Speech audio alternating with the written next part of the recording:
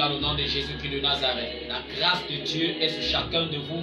La main puissante de Dieu est sur vous. Alors vous êtes comme ça à la Praise Voice Ministry. Praise Voice Ministry. Face première chapelle Mimboman. Je suis le prophète Nta Clément.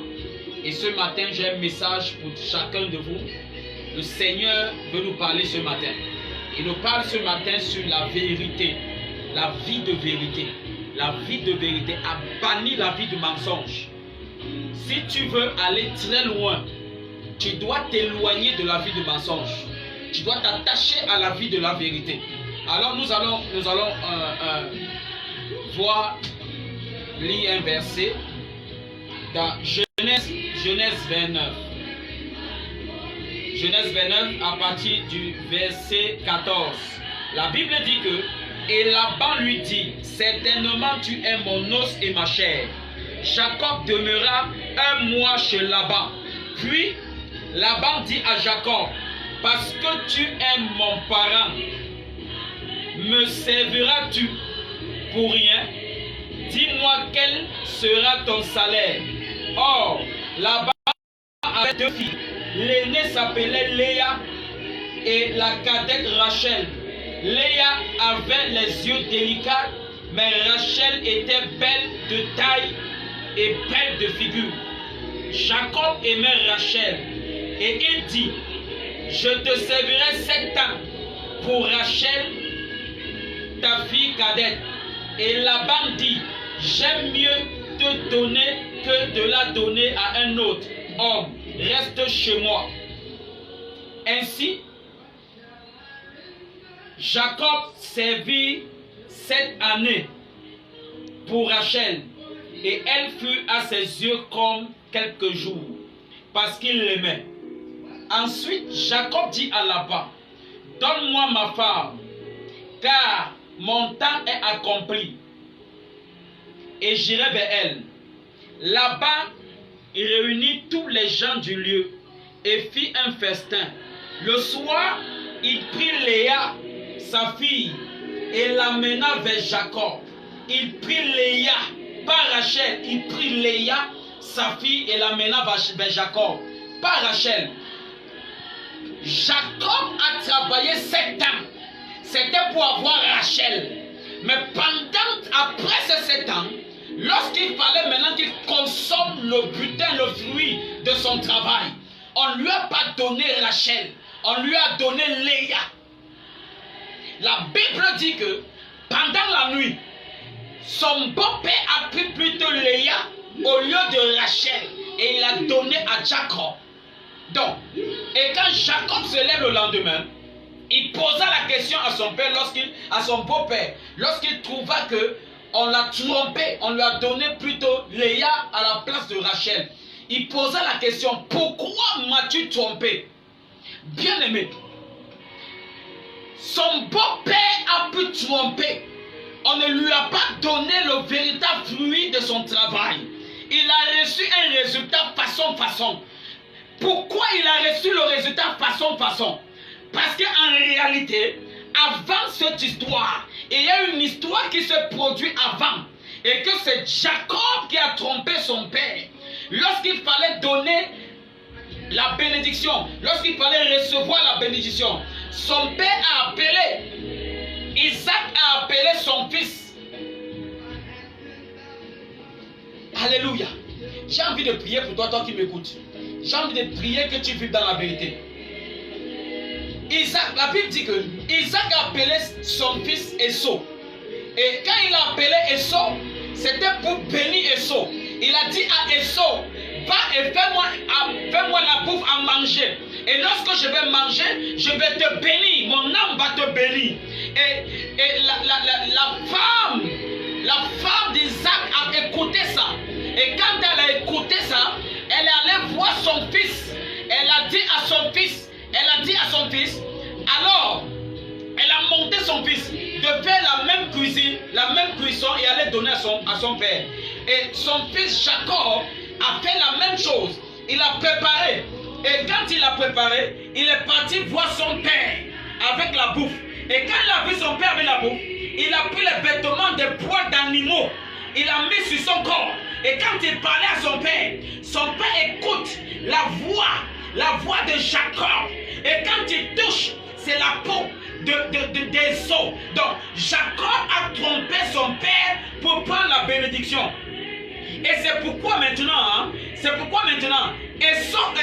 Jacob, le même Jacob, a aussi été trompé lorsqu'il fallait qu'il prenne sa bénédiction.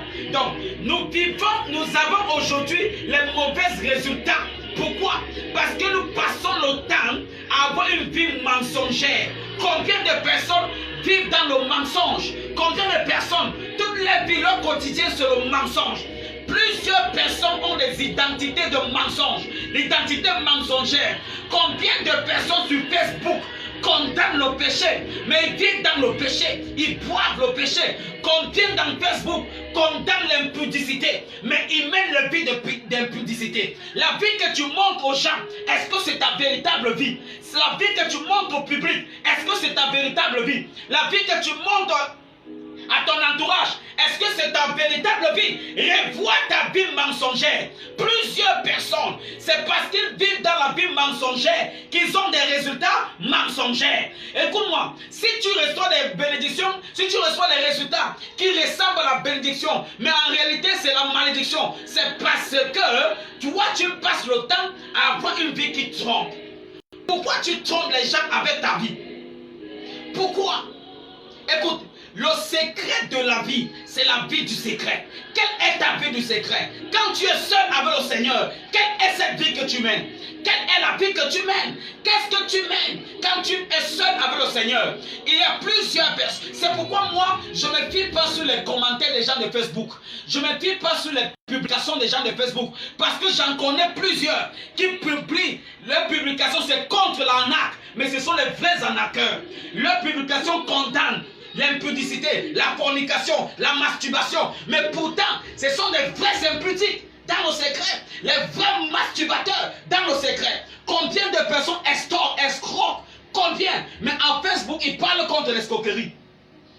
En Facebook, ils parlent contre l'impudicité. En Facebook, ils parlent contre la fornication.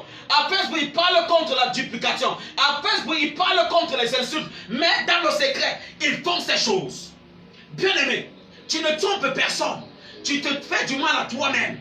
Parce que plus tu vis dans cette mauvaise vie, dans cette vie mensongère, dans cette vie où tu prends une fausse identité, tu présentes aux gens, les résultats qui viennent vers toi, c'est les résultats qui vont te tromper. Tous ces résultats vont te tromper. Arrête de vivre dans le mensonge. Arrête de vivre dans le mensonge. Vis dans la vérité. Laisse les gens qui te voient tel que tu es. Ne vis pas dans le mensonge. Ne vis pas dans le mensonge. Vis dans la vérité. Tu dois haïr le mensonge. Tu dois haïr le mensonge. Hais le mensonge. Tu dois haïr à l'extrême le mensonge. Tu dois haïr à l'extrême le mensonge. Plusieurs personnes pensent que le mensonge, c'est lorsqu'il fallait dire oui, on a dit non. Ou lorsqu'il fallait dire non, on a dit oui.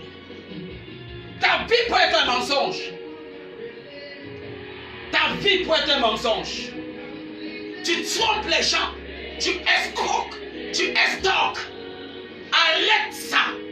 Arrêtons ça. Si tu as besoin de meilleurs résultats, mets une vie de vérité. Écoute, un chrétien, l'une des caractéristiques les plus fortes d'un chrétien, c'est la vie de vérité. C'est la vérité. Laisse les gens te juger à cause de ta vérité. Laisse les gens te quitter, t'abandonner à cause de la vérité. Laisse les gens te critiquer à cause de la vérité. Refuse qu'on t'accepte à cause du mensonge que tu donnes aux gens. Refuse qu'on t'accepte à cause de la vie mensongère que tu présentes aux gens. Non. Écoute-moi très bien.